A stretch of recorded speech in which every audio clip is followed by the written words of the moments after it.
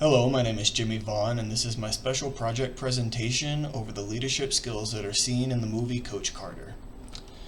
Coach Carter is a movie based on the real life of Coach Ken Carter, played by Samuel L. Jackson in the movie, who took over the Richmond High School basketball team for a season.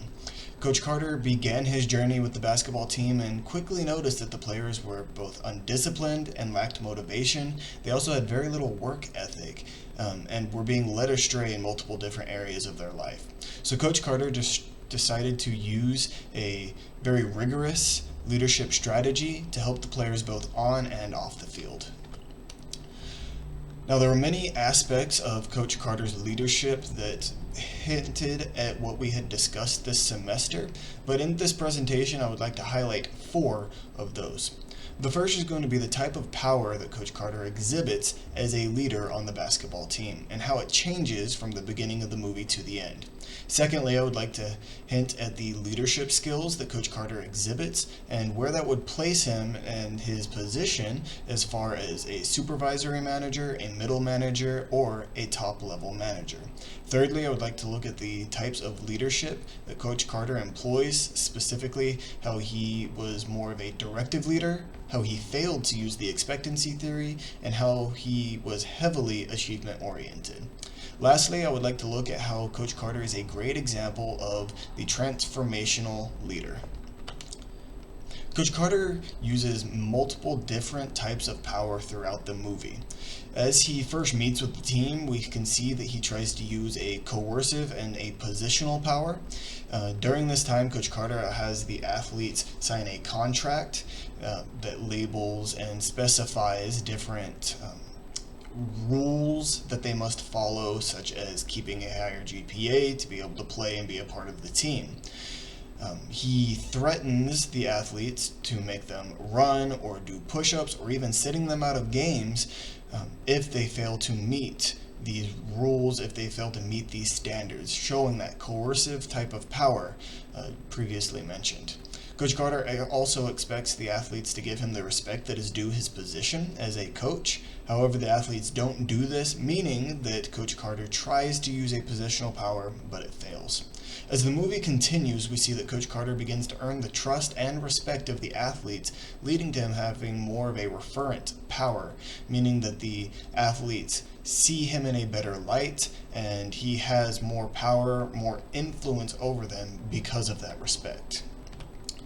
Coach Carter is able to exhibit all 3 of the skills that we discussed this semester. With the technical skill, he's a basketball coach. He's expected to know about the game, expected to know how to teach the basics, expected to know how to exhibit all of the aspects that it takes to be good at basketball. Secondly, he's able to exhibit a human skill. Coach Carter has to connect with the athletes. He also has to connect with those above him, being the school board, being the teachers, as well as the principal of the high school. We see throughout the movie that is a balancing act between getting his way and connecting with the leaders who are above him.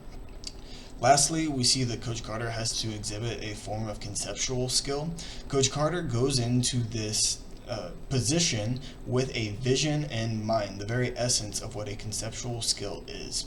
Coach Carter originally takes this job so that he can impact the lives of these young men on the basketball team and set a vision in front of them that they were able to not only dream, but achieve the dreams that they create. Coach Carter uses a directive style of leadership. He very specifically lays out the rules and regulations for the team, as seen by him giving contracts to the players the first time that he meets them. He also sets standards for every game, telling them that every second they're on the court, they're supposed to be running, or that they have to make 7 passes before they can shoot a basket. This is the very essence of a directive leader, someone that specifies to their subordinates that they have certain objectives that they need to meet, as well as making sure that those objectives are met in a timely fashion. Now, Coach Carter is also heavily achievement oriented. He sets the bar very high for these athletes. Richmond is an inner city school, meaning that many of the people surrounding the school don't expect much from these athletes. Instead, they believe that they may or may not graduate high school and that'll be it. However, Coach Carter not only sets this bar high, but also heavily believes that these athletes are able to achieve these standards if they're able to set their mind to it. Now, if there's anything that can be a knockdown of Coach Carter's leadership strategy, it's his failure to use the expectancy theory. The expectancy theory states that if subordinates believe that they are able to achieve the task ahead of them, they believe that that the task that they are doing is meaningful, then they are going to have a higher level of motivation.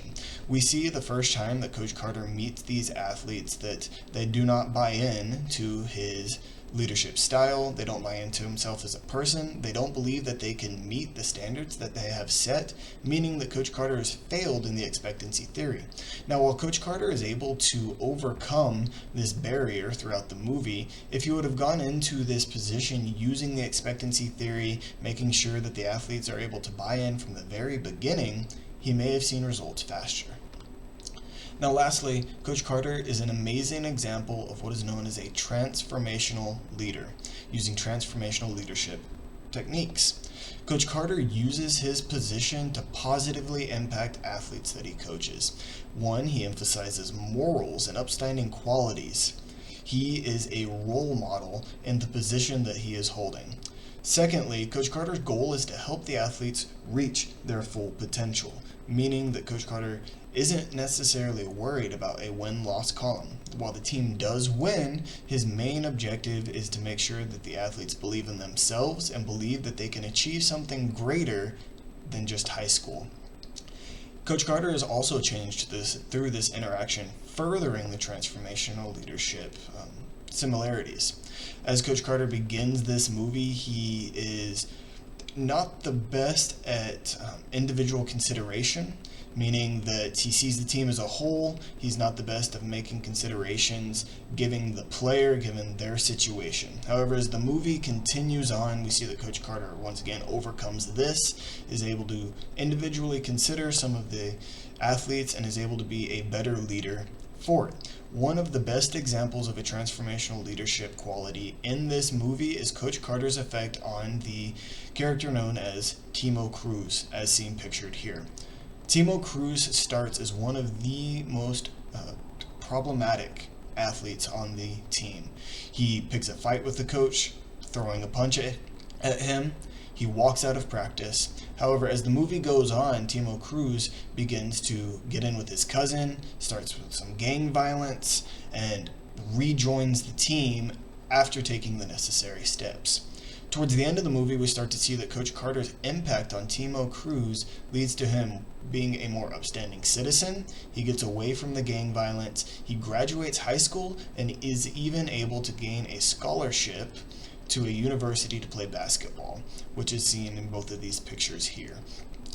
So if anyone were to ask me where they could find a great transformational leadership example, Coach Carter is probably the best example that I can think of.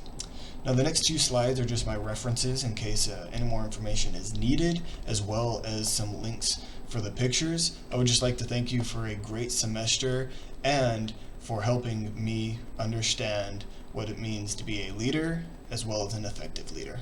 Thank you.